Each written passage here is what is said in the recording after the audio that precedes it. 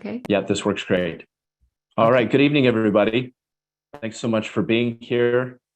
My name is Brother Jay, and I'm a researcher, and we are going to go over the subject now of Revelation chapter 17. So I have approximately 60 slides, and we'll try and do this as efficiently as possible. And I'll start out by the outset by saying that this is one of the most debated and controversial subjects in Scripture, in Bible prophecy. Many people disagree on what this chapter means and what it stands for.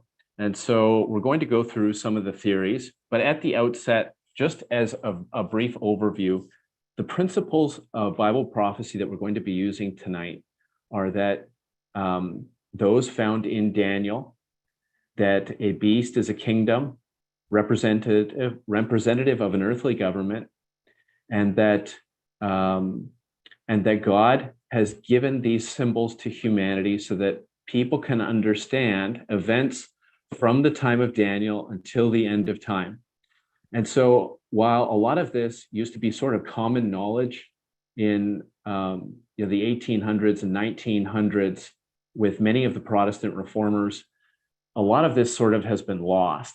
And with that said, I will just dig into the subject and we'll go from there.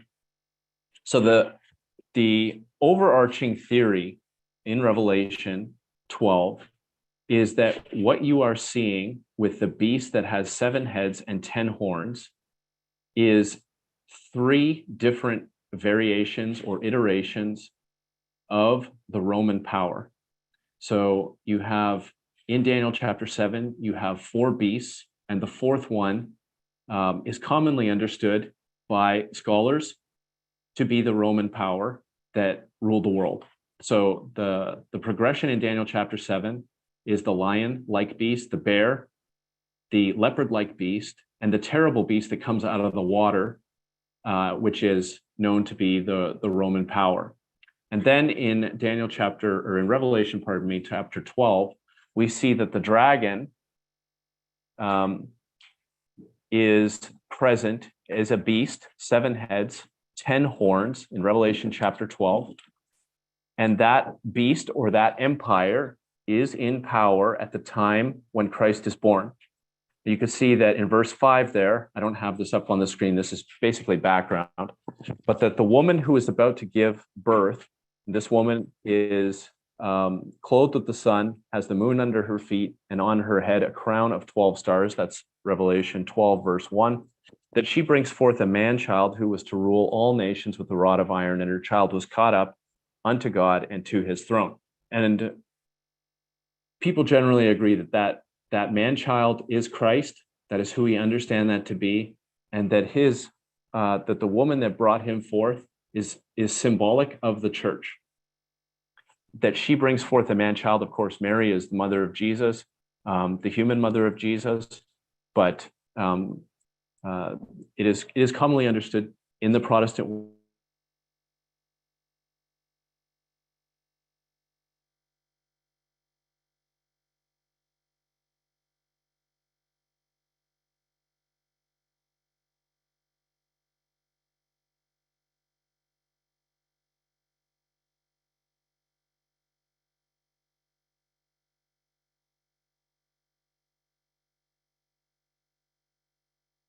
Jay?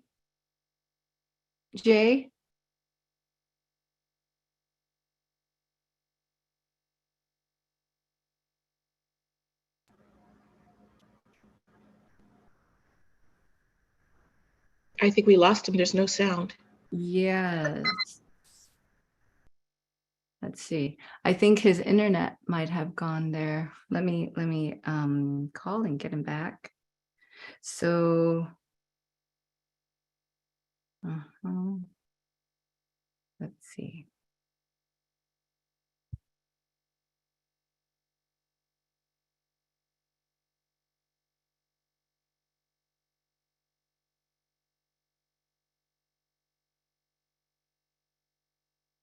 Okay, good idea, Maggie. Maggie asked that we pray. Yeah. Why don't you just try to get back on? We're going to pray and see. Okay. Okay. Okay. He's on. He's on. Okay, let's quick pray and then, dear Heavenly Father, Lord, I just ask, Lord, that you would be here with our technical difficulties. Lord, it seems like whenever we try to do something, these technical difficulties can be challenging. But Lord, you know. And so, Father, please protect everything. And I just pray that we'd be able to hear this message. Thank you. In Jesus' name, amen. Okay. Amen. So Amen. Jay, we lost you. Sometime you were talking about Revelations 12, and so why don't you keep on with giving us like that background? Okay, so the second beast here, you'll see in Revelation 13, 7 heads, 10 horns. There are 10 crowns on the 10 horns. And this beast here has the attributes of the seven of the four beasts in Daniel chapter 7. So you'll see in Revelation 13:2, the beast which I saw was like unto a leopard, his feet were as the feet of a bear, his mouth as the mouth of a lion, and the dragon gave him his power and his seat and great authority. And so the dragon from Revelation chapter 12, which is understood to be the Roman Empire, gives this new beast, the leopard-like beast in Revelation chapter 13, his power and his seat and his great authority. Those three things: power, seat, and great authority. And then John sees that one of the heads was as it were wounded to death. And this is important. We're going to cover this quite a bit here. And his deadly wound was healed, and all the world wondered after the beast. So that is the beast in Revelation chapter 13. The beast in Revelation chapter 17 also has 7 heads and 10 horns, but no crowns. And so it is understood that, or what is proposed in a number of academic and scholarly opinions on this subject, is that what you're seeing is 3 iterations of the Roman power, right? From the dragon to the leopard beast to the crimson beast in Revelation chapter 17. Okay, so with that as overview, let's continue here. All right, so we'll start at Revelation chapter 17:1. And there came one of the 7 angels, which had the 7 vials, and talked with me, saying unto me, Come hither, I will show you the judgment of the great whore that sits upon many waters, with whom the kings of the earth have committed fornication, and the inhabitants of the earth have been made drunk with the wine of her fornication. So he carried me away in a spirit into the wilderness, and I saw a woman sit upon a scarlet-colored beast, full of names of blasphemy, having 7 heads and 10 horns. All right, let's pause there just for a moment to say that this angel that comes to speak with John at this point in time is one of the angels who has the 7 vials, who is pouring out the plagues. And so if you're familiar with the book of Revelation, you know that Revelation chapter 15 is the preparation of those plagues. Revelation chapter 16 is the pouring out of those plagues on the earth. Revelation chapter 17 is one of the angels coming to speak with John. And so when we think about the time period of where this is occurring, this becomes relevant. And we're going to come to that just in a moment. But I just want to point it out that the purpose of this chapter is for the angel to explain to John, and by virtue of the fact that it was given to John for us, to you and me, the angel is explaining to you and me who the woman is, this woman who is described as the great whore, and the time of her judgment. And then you see that the woman was arrayed in purple, scarlet, decked with golden precious stones, pearls. She has a golden cup in her hand full of abominations and filthiness of her fornication. So there's Revelation 17:4. It's the artist's rendition of this woman. There she is riding on the beast, and you can see that she has a golden cup in her hand. So the question is who is she, right? And the question more than that is, for the purposes of this talk, who are the 7 heads of the beast that she's riding on? All right, let's continue here. So Revelation 17:5, and upon her forehead was a name written, Mystery Babylon the Great, the mother of harlots and abominations of the earth.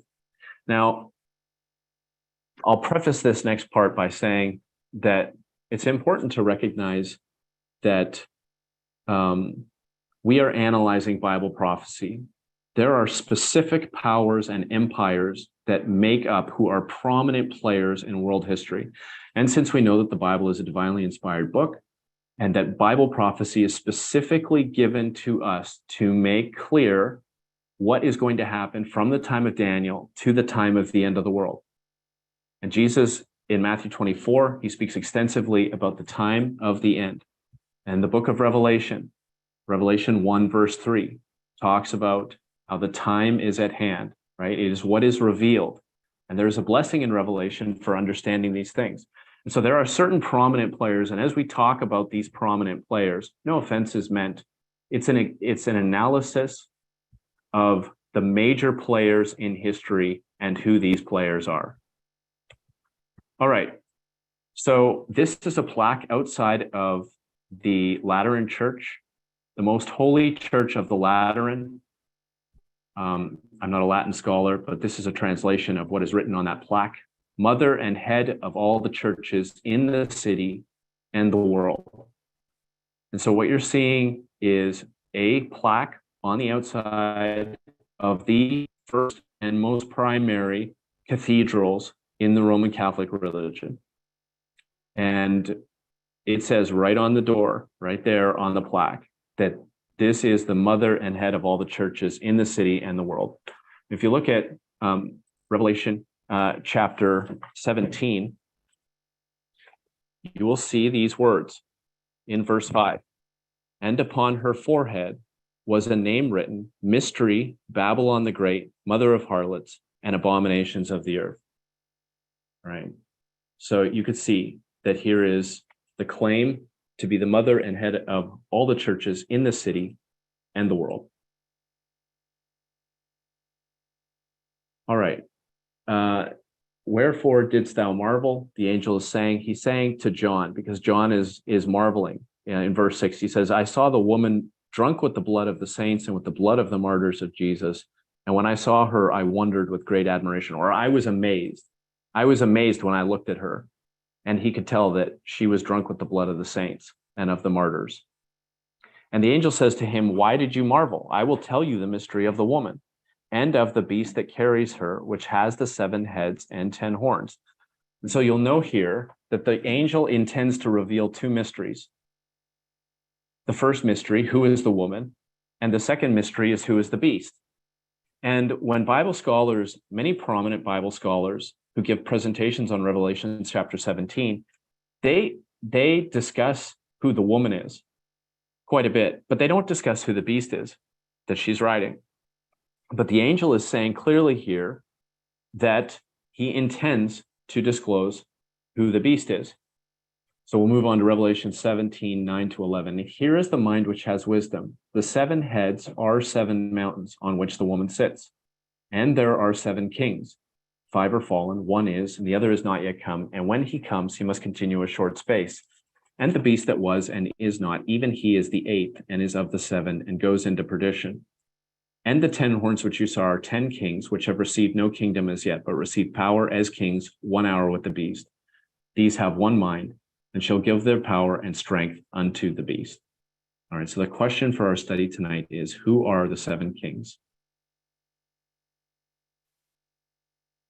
The angel says, again, he'll tell the mystery of the woman and the beast. You'll note that the beast was and is not and will be again. And the world will wonder when they see the beast who was and is not and yet is. And the reason those words are in gold is because I think it's important to note that the world wonders when they see the beast who was and is not and yet is. So when do they start to be amazed, right? When do they start to follow the beast? When do they start to say, wow? It is when they see the beast who was and is not and yet is. All right, well, we're gonna come back to these points here. This is overview. So what time period is this? I think we covered this basically, that this is the time of the end. Right? It is the time period that is of the judgment and the punishment of the woman. So if you read Bible versions like the Berean Study Bible or certain other versions, not only does this talk about judgment, it talks about punishment. All right. So who are the seven of the beast? Now, this is from the Douay-Rheims Catholic Bible. So you can look up this website, you can take a screenshot here. The Douay-Rheims Catholic Bible proposes that the seven heads of this beast in Revelation chapter 17 are Egypt, Assyria, Babylon, Medo-Persia, Greece, Rome, revived Rome, and a Byzantine Empire or Antichrist. All right, again, that's from the Douay-Rheims Catholic Bible. Now, if you are familiar with Bible prophecy, you'll notice that the count here is starting with Egypt and Assyria, not with Babylon. So Bible prophecy in Daniel chapter 7 starts with Babylon because the Hebrew captives are in Babylon. Daniel has a dream in Daniel chapter 7 of the four beasts, right? There are only four. And here you have the starting point being proposed for the seven heads is Egypt and Assyria. And the reason why it's being proposed that these are the first two powers in the progression is because both of these powers had something prominent to do with God's people. And if you're new to Bible prophecy, if you haven't studied this out before, you'll know that probably even from just general knowledge that Egypt and the time of Pharaoh, that Israel were slaves in Egypt for a long period of time, and then they were delivered. There was this big event called the Exodus, and there's movies about it. And Charlton Heston, he was a prominent actor, and the movie covers the Exodus from that time period. All right. And Assyria, the reason why Assyria is mentioned here, presumably, is because Assyria also had something very significant to do with God's people. The Assyrian Empire captured the 10 northern tribes of Israel and deported the people and brought in people from a host of other lands and resettled them. And they basically broke the national spirit of the 10 northern tribes of Israel by bringing in a lot of people from a variety of different places. And then the Assyrian Empire also came against Judah and specifically to Jerusalem. And you can read about that in the book of Isaiah and in the Old Testament. It's amazing. It's an amazing story about how God delivers from the power of Assyria.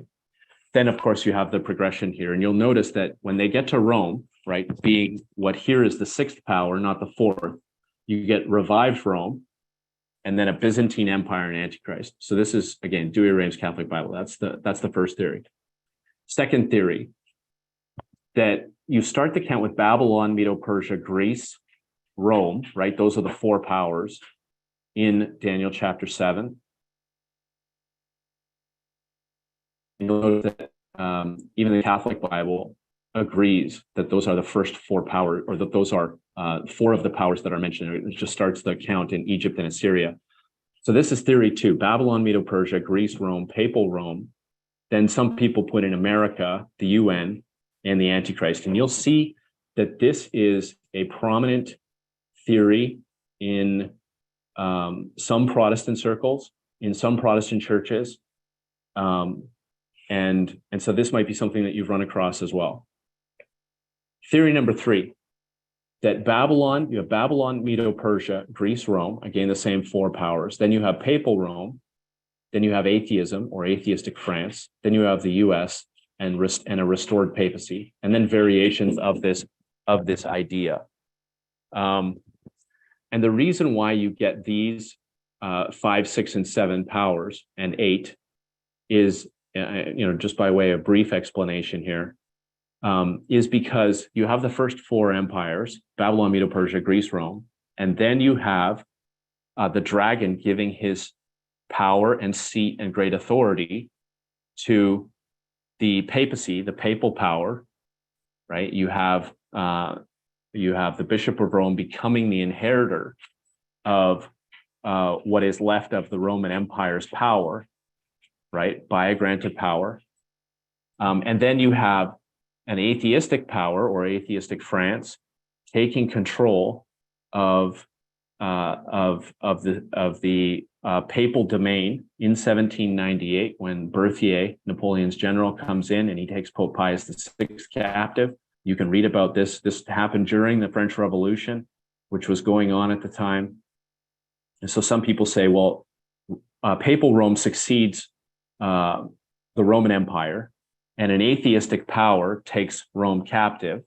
And then thereafter, you have the United States prominently coming on the scene, and then a restored papacy. And then there's variations of these ideas. Some put in the UN, some take out the US, some keep France in there prominently, and there's all these different theories. All right, now let's talk about potential issues with these theories. Okay.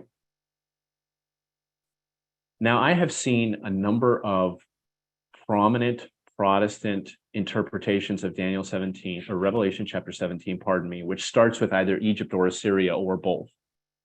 The issue with that, or one potential issue, is that there is no mention of Egypt or Assyria in Daniel 2 or 7, right? And Daniel 2 or 7 is really the starting point for Bible prophecy with respect to end time events. Those two books, Daniel and Revelation. Daniel, by the time Daniel is born and taken captive by the Babylonian Empire, Egypt and Assyria they're quite a long ways in the rearview mirror, hundreds of years. And Daniel, when he begins to have the interpretation from God of the dream that he had in Daniel 2 and 7, the count starts with Babylon, right? Which is the time period, which makes sense because Daniel is captive by Babylon. Babylon is the world's power, right? Not Egypt, not Assyria. And so this is an issue with this theory, right? And all variations of it. And the purpose of Bible prophecy is for Bible prophecy to be understandable, coherent, and relevant. And the fact that so many people are arguing about where to start the count, do you put Egypt in and Assyria, just Egypt, just Assyria, right? It's led to a lot of confusion, right? This is not coherent.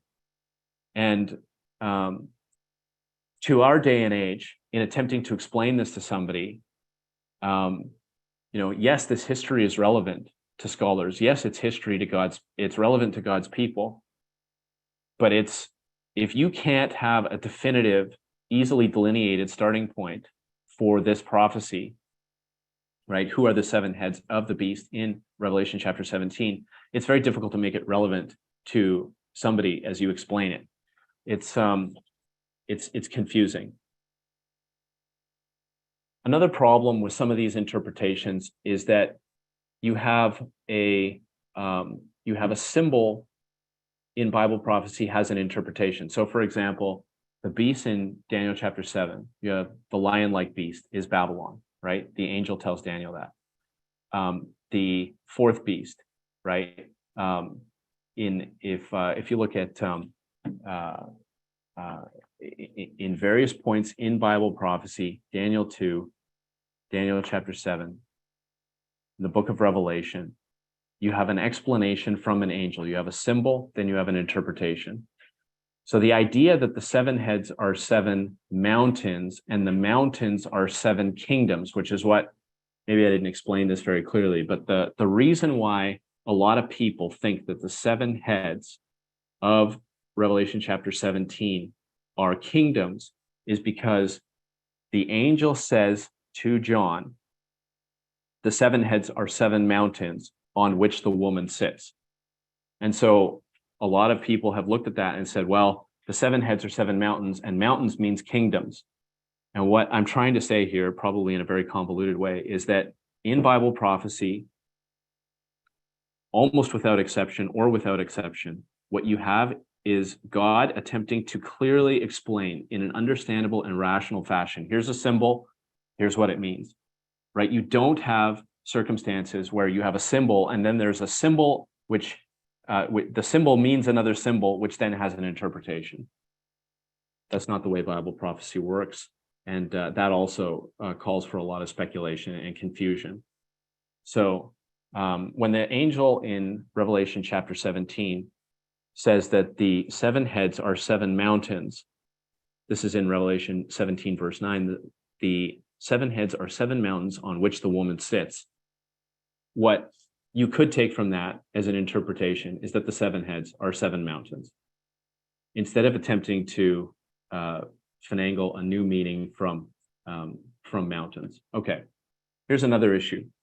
mountains are not kingdoms of the world in Bible prophecy, right? Beasts are kingdoms of the world. In Daniel chapter 7, verse 23, you have the fourth beast shall be the fourth kingdom upon the earth, right? And so you have the clear explanation with respect to who the beasts are. Each one is a kingdom, right? So you have four beasts in Daniel chapter 7. Each of those beasts is a kingdom on the earth.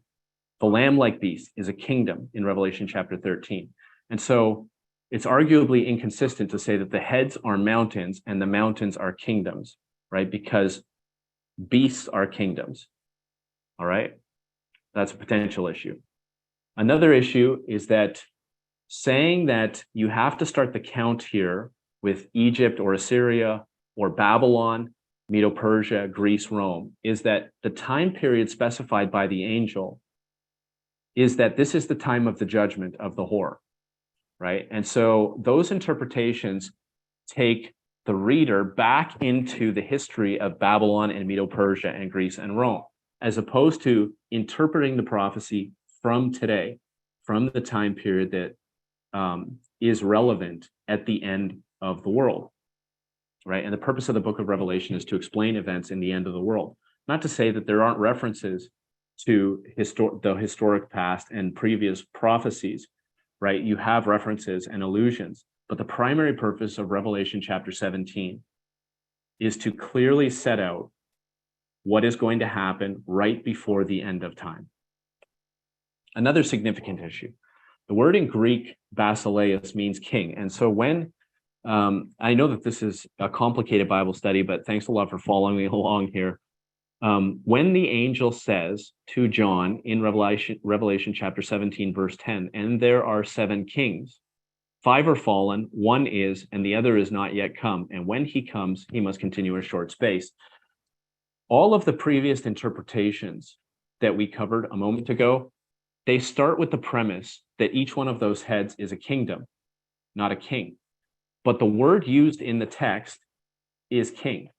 So in the New Testament, the word basileus occurs 16 times. Uniformly, it is rendered king. There is a word for kingdom in Greek, and that word is basilean. It means kingdom, and it is always rendered kingdom in the New Testament.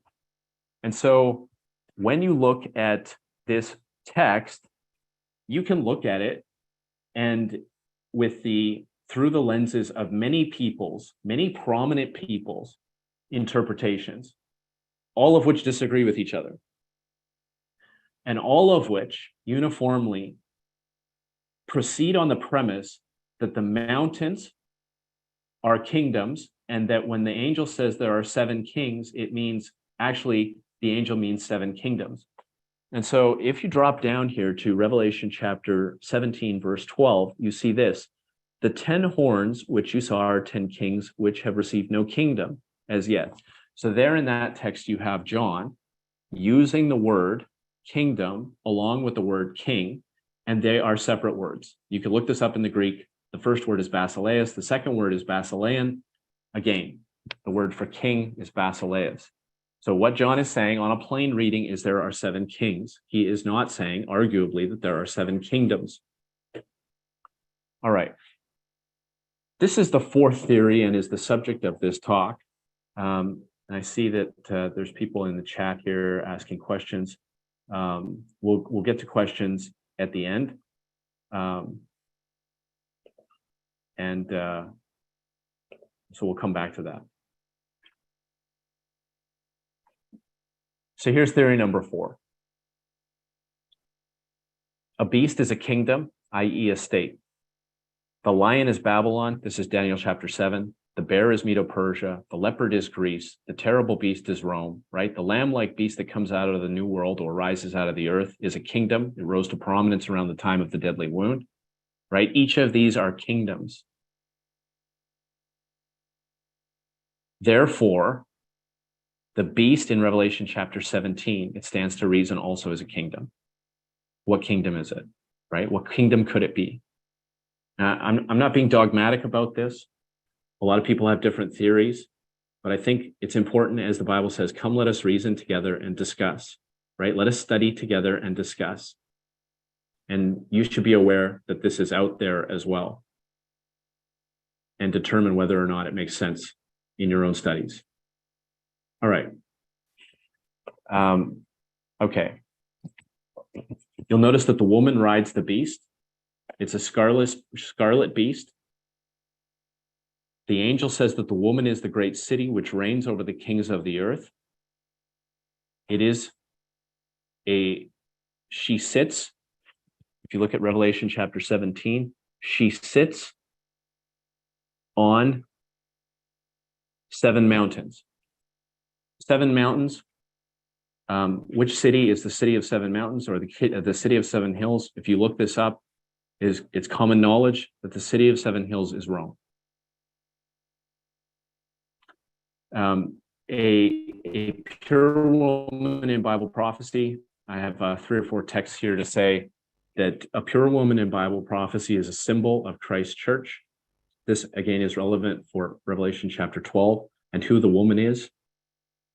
The woman, as Christ loved the church and gave himself for her, that he might sanctify and cleanse her with the washing of water by the word, that he might present her to himself a glorious church.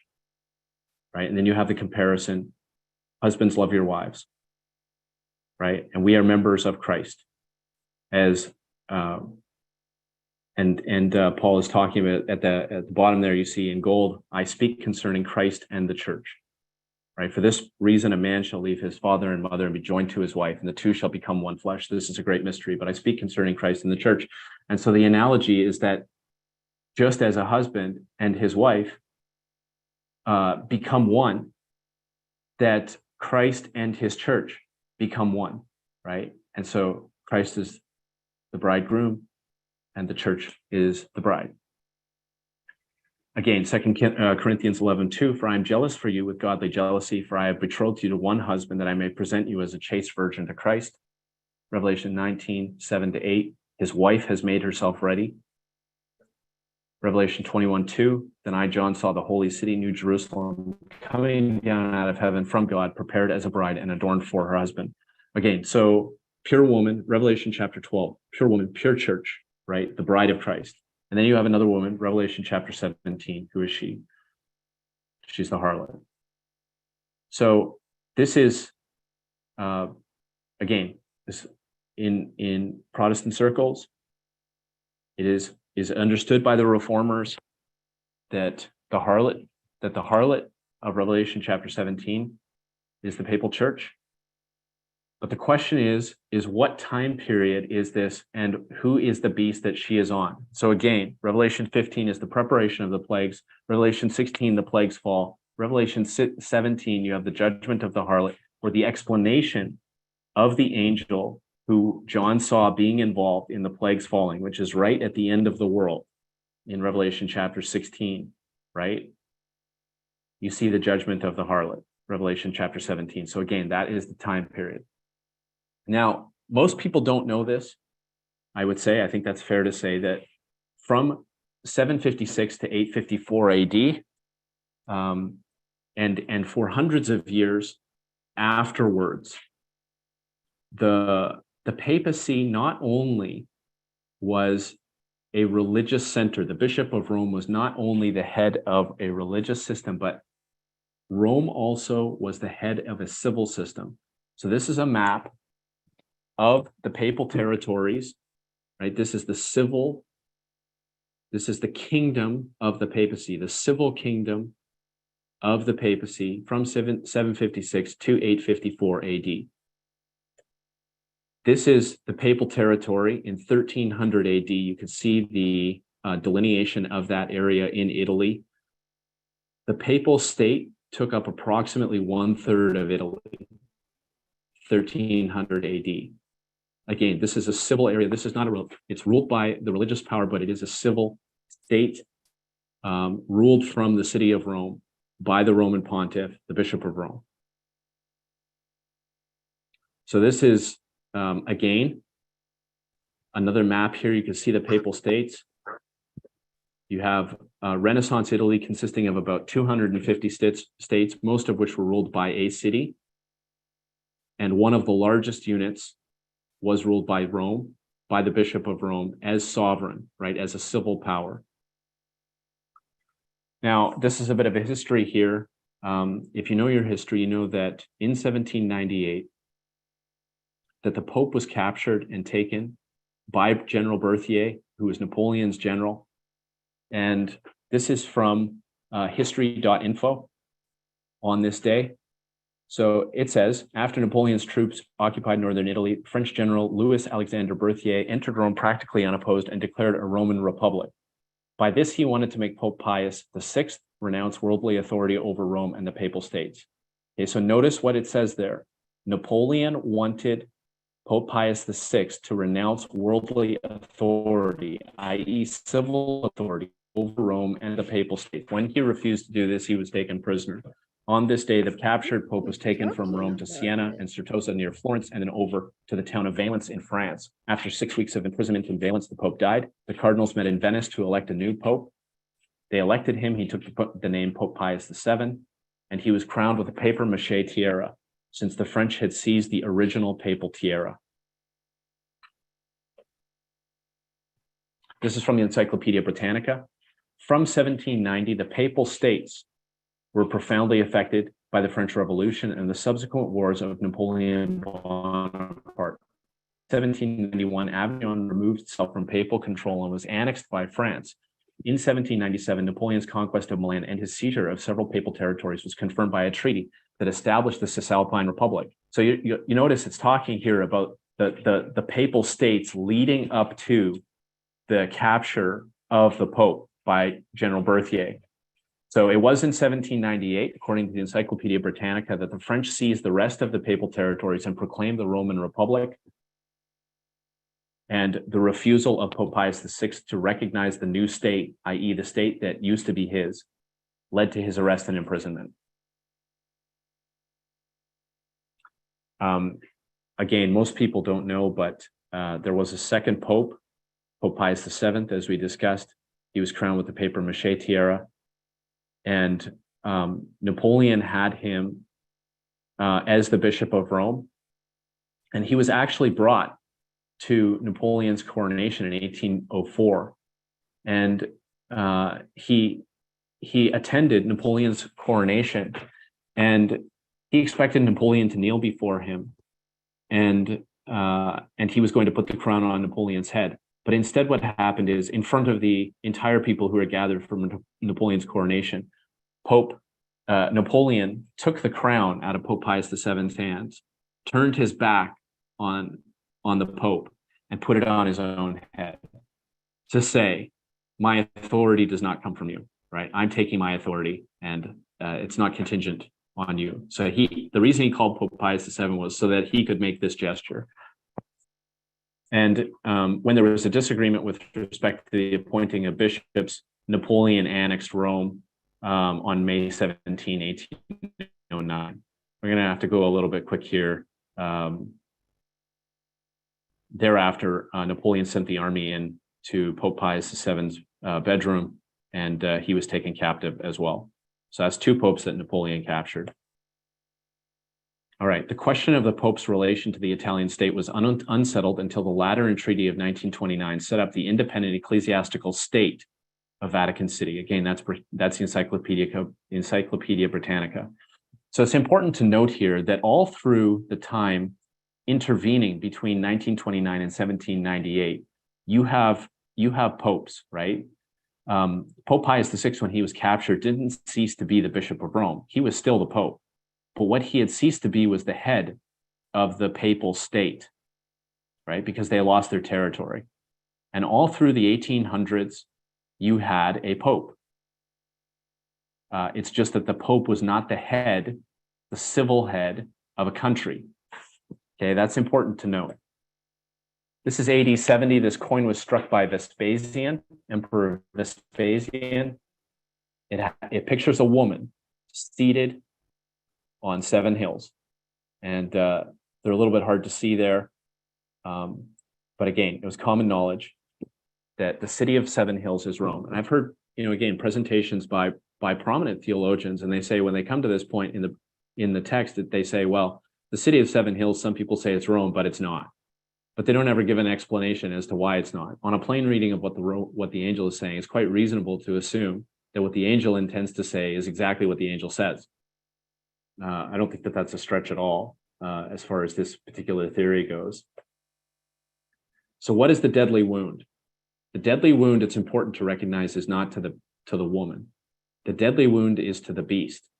All right. And so if you know Revelation chapter 13, one of the heads is wounded unto death. And if I say to you, God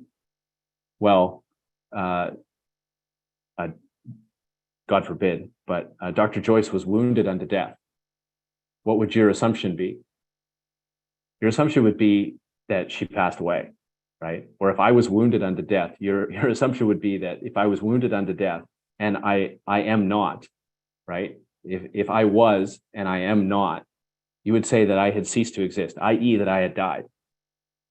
And so when Revelation chapter 17 says the beast was and is not, if you is not, that means you isn't.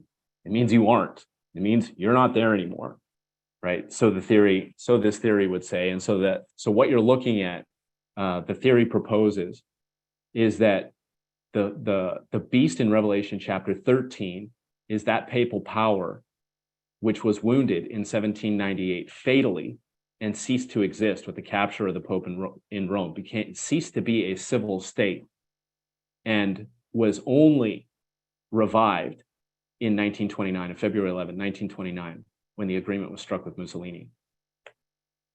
All right, so you see that the wound is deadly.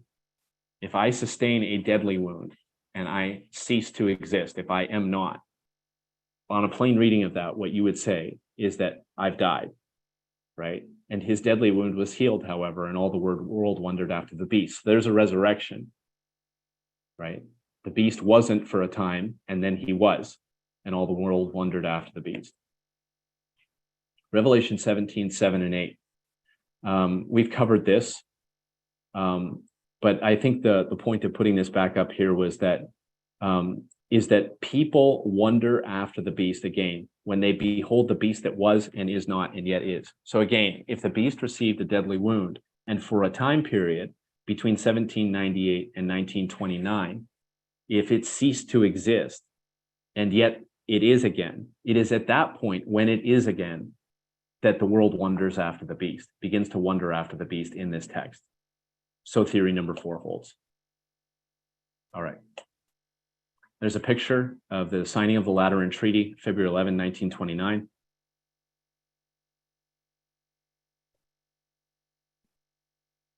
February 11 is a Vatican holiday each day, commemorates the resurgence or the resurrection of the papal state. All right, and on February 11, 1929, February 11, 1929, Pope Pius XI becomes a king. So the fact of the matter is that the Lateran Treaty made Pope Pius XI, who I think was crowned Pope in 1921, he became on that day, February 11, 1929, not only a Pope, but a king. And that's because he has a country again. All right, so all popes from 1929 have 2 titles. They are the Bishop of Rome, and they are the sovereign or king of Vatican City. All right, so here is the Wikipedia entry. You can look this up. Pope Francis is the head of the Catholic Church, the Bishop of Rome, and sovereign of the Vatican City. What is a sovereign? A sovereign is a king or a queen, a supreme ruler. And the fact of the matter is that Pope Francis is the only absolute monarch in Europe. Why was it so important for the papacy to get civil power back?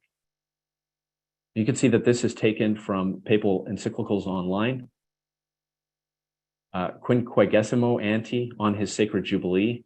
I believe that means after 40 years or on the 40th anniversary. of his sacred jubilee. This is from Pope Pius XI. This is was released in December 1929 after the Lateran Treaty by Achille Ratti, also known as Pope Pius XI. And he says here, this is the first page, and then the next ones are a little bit easier to read. I know this is small writing. He says, to the patriarchs, primates, archbishops, bishops, and other local ordinaries in peace and communion with the apostolic see, and to all our beloved children, faithful of Christ in the Catholic world, venerable brethren, and beloved children, health and the apostolic benediction. 50 years ago, in the fullness of youth, that's the royal we received the priesthood in that Lateran Church, which is the mother and chief of all churches. Right? So the Pope is reiterating, right? St. Peter's Basilica is not the foremost and chief of all of the churches in the Roman Catholic system. The Lateran Church is the primary church in the Roman Catholic system. And then the Pope is saying here is the mother and chief of all churches. And so that may remind you of Revelation 17, verse 5, the mother, right? The mother. And Pope Pius XI is reiterating that the Lateran Church is the mother and chief of all churches. All right, now he continues. These are not screenshots. This is cutting and pasting from the Pope's encyclical. And he says, let us begin with those things that seem more important because they have a closer relationship to the Holy See and to the government of the Church entrusted by Providence to the Supreme Pontiff. It seems especially opportune in this connection to recall some passages of our first encyclical, Ubi Arcana. So he's gonna quote from his encyclical, his earlier encyclical, which predates the Lateran Treaty, okay, i.e., when the Vatican was not in the hands of the Bishop of Rome. It belonged to Italy, right? It was not its own country. And so he's explaining here, this is the solving of the Roman question in this encyclical. He's commenting on it because now the Vatican City is a separate country and the Pope is king of Vatican City. And so he's telling you why it's important. In this letter, we made the following complaint. It is scarcely necessary to say with how much pain and grief we see Italy outside this friendly harmony of so many states. For Italy is our own country, the country in which the overruling hand of God placed and fixed the see of his vicar on earth. He, being God, he placed it here in Rome, which had been the capital of that marvelous yet limited empire, thus making a capital of the entire world. For thus, i.e., because God put it there in Rome, the head of the Catholic Church, for thus it became the seat of a sovereignty that surpasses all national and political boundaries, that embraces all men and all peoples, like the sovereignty of Christ himself, whom it represents and whose office it fills. The origin and character of this sovereignty, no less than the inviolable rights of conscience of millions of the faithful throughout the world, require that it should be, in fact and in appearance, independent and free from every human authority and law. Now, what does that mean? Let's break it down. So why, according to Pope Pius XI, is the regaining of civil power so important? Here's a number of points. First of all, because he says God put the Holy See in Rome, and Rome is the capital of the world. Since Rome is the capital of the world, God intended that the Holy See should be the capital of the world. That's what he's saying. Because it is the capital of the world, God made the Holy See the seat of a sovereignty that surpasses all national and political boundaries, i.e., the Holy See is supreme, right? It surpasses all nations. It surpasses all political boundaries, right? It is above and separate over the rulers of the earth. Why? Because God put the seat of power, according to the Pope, in Rome. Therefore, Rome is the chief of all the earth. Because it is the chief of all the earth, the Pope is saying, it must be sovereign. It cannot be a vassal of Italy. It cannot be a province or a city within the Italian country, right? Because up until 1929, just to reiterate here, the Vatican was a city, was a part of the city of Rome, and that is in Italy. It's subject to Italian law. The Pope was an Italian citizen. He was not the ruler of Vatican City. In fact, they called him the prisoner of the Vatican, or the prisoner in the Vatican. So it says here, and that's what all the newspapers called him, and they called it the Roman problem. For thus it became the seat of a sovereignty that surpasses all national and political boundaries, that embraces all men and all peoples, like the sovereignty of Christ himself, whom it represents and whose office it fills. So what he's saying is that the authority of the Bishop of Rome is like the authority of Christ himself, because the Pope represents Christ and fills the office of Christ on earth, i.e., because Christ is king, the Pope must also be king. He cannot be subject to Italian law, right? He's not just like any of the other people on this planet. He is the king on earth as appointed by Christ, right? He is Christ's representative. He is the vicar of Christ on earth. And as such, he must be represented as such by all people. All right, let's continue in the encyclical here. Thus we have seen the end of that condition. What condition? The condition where there was no civil power for the Bishop of Rome, which the Holy See had suffered up to then. It was a condition intolerable and unjust, in addition to the absolute denial of the necessity of civil sovereignty. So this is the Pope saying, right? Not only was it intolerable, it was unjust, right? And we were suffering because we didn't have our own country, right? But civil sovereignty, i.e., a monarchy where the Pope is supreme over his territory, is an absolute necessity. And it was confusing to the world. He's saying it was this interruption of power, right? i.e., when the papal state ceased to exist from 1798 to 1929. The rightful independence of the Roman pontiff was no longer apparent, i.e., the world was confused, because if the Pope doesn't have his own country, but he's supposedly God's representative on earth, what the Pope is saying is that's confusing to people. People need to see that I have my own country because I'm God's representative on earth. That's what he's saying. All right, this is paragraph 10. Therefore, all the Catholics of the world, so desirous of the liberty of the Roman pontiff, they celebrated, they welcomed it, they were exceedingly happy. All right, they had a big party. Dropping down here. Many others rejoiced because from now on, no question could be made of their patriotism, as had been in the past. Enemies of the church would not believe in their love of country as long as they declared themselves devout children of the Roman pontiff. So he's saying there was a conflict of interest. How can you be a loyal Italian and also be a loyal Catholic, right? There was a conflict of interest because the Pope didn't have his own country. So if you are loyal to the Roman pontiff, does that mean that you aren't loyal to the Italian state? And he's saying that was confusing to people. And then he says this, and all Catholics, whether Italians or foreigners, realized that a new era and a new order were about to rise. Okay, so the theory goes for the fourth theory here, just to make this clear.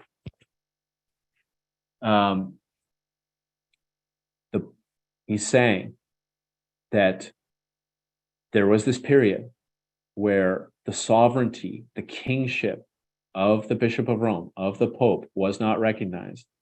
Because of that, there was confusion, right? Just as Christ is king, the Pope is king. That means he has to have his own country, right? It's an absolute necessity. And it was only fixed in 1929, right? And everybody who is all the Catholics, whether Italians or foreigners around the world, realized that a new era and a new order were about to rise. So this is extremely significant, is what he's saying. All right, now here's a picture of the Sedia Gustatoria. This is how the Pope used to be carried on a throne through the streets, 6 people on either side, like the Ark of the Covenant. They would put a wooden rod through the rings on the side of the throne, and they would carry him. This gave way to the Pope Mobile, as it's colloquially known. All right, but this is one of the popes on his throne being carried through the streets. All right, now let's count them. So you have Pope Pius XI. That's Akil Radi. He was Pope, 1922. He became Pope. He was Pope until 1939. Then you have the second Pope, that's Pope Pius XII. He was Pope during World War II. So then you have John the 23rd. He was Pope for 4 years, 218 days. That's number 3.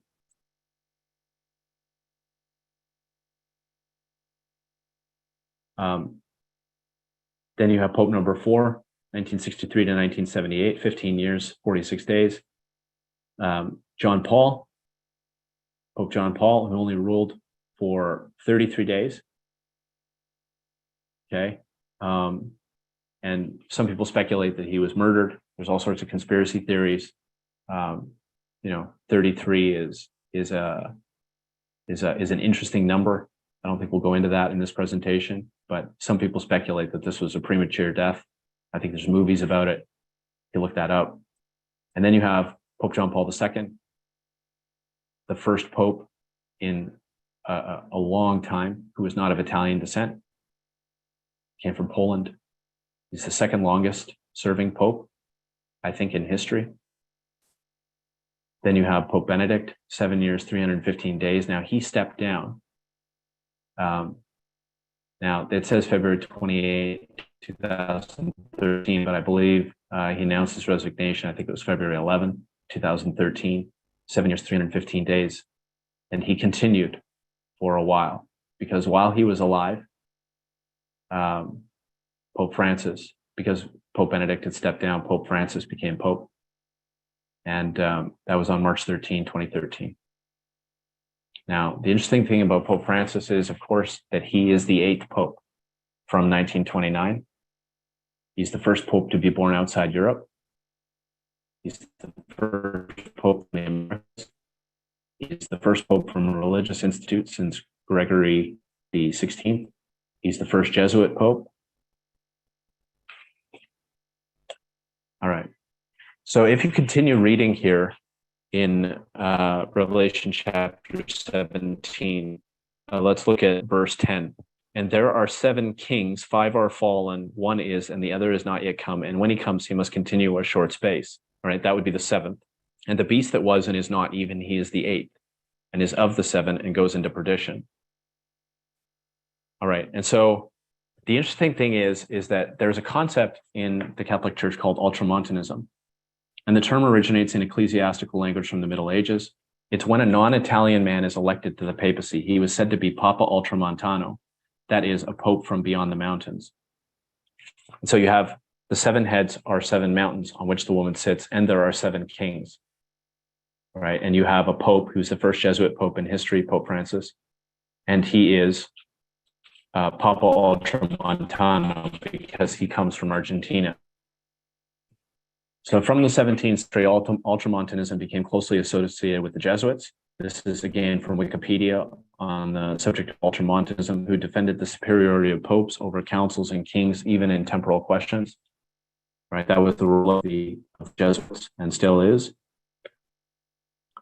It is undisputably legitimate. This is from the Encyclopedia Britannica, 1911. To speak of ultramontanism as a distinct policy, but it's very difficult to define its essential character. There's something chameleon-like in its appearances. Its genuine views are kept in the background from tactical considerations, and first one aspect, then another comes into prominence.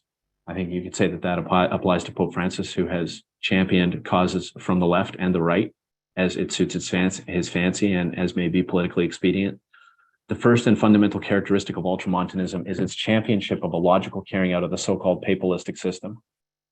The concentration that is of power in the Bishop of Rome. So that's Encyclopedia Britannica, reiterating what the last source said.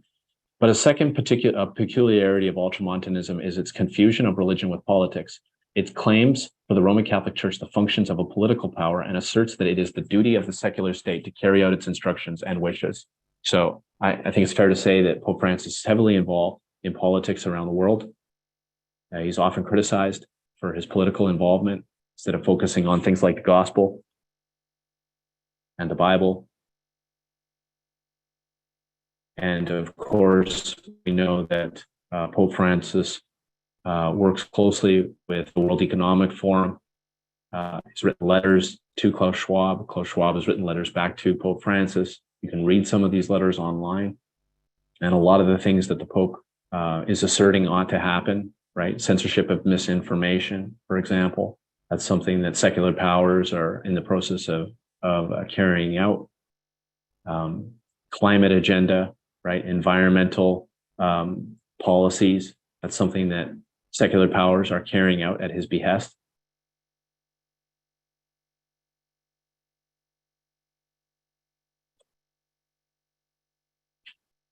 This endeavor, this is again from Encyclopedia Britannica, is the third great general characteristic of ultramontanism, where if its operations can be traced, they are dominated by the conviction that all stirrings of independence must be repressed. Right? The idea that nationalism must be suppressed, that nations must give way, that nations must give way to a centralized authority, i.e. the Pope. In the fourth place, ultramontanism is the embodiment of intolerance towards other creeds. Thus, ultramontanism is not to be conceived as a theological movement, but as the program of a party whose principles are in fundamental opposition to modern culture, modern education, modern tolerance, and the modern state, right? Specifically the modern state. And then it says, this again, Encyclopedia Britannica, 1911, the term Jesuitical and ultramontane may in numerous cases be regarded as equivalent. All right, so you remember the colors of the woman, right? She has a cup in her hand of gold, which she gives to the world. Dressed in purple and scarlet. Those are the colors of the cardinals. And that's the presentation. So maybe we'll go back here to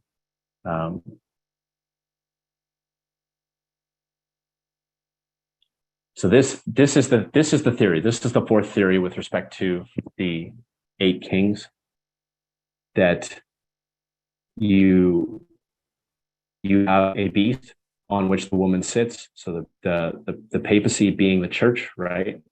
The beast being the civil authority, who was not, right? Who was and is not, and then was again or is again.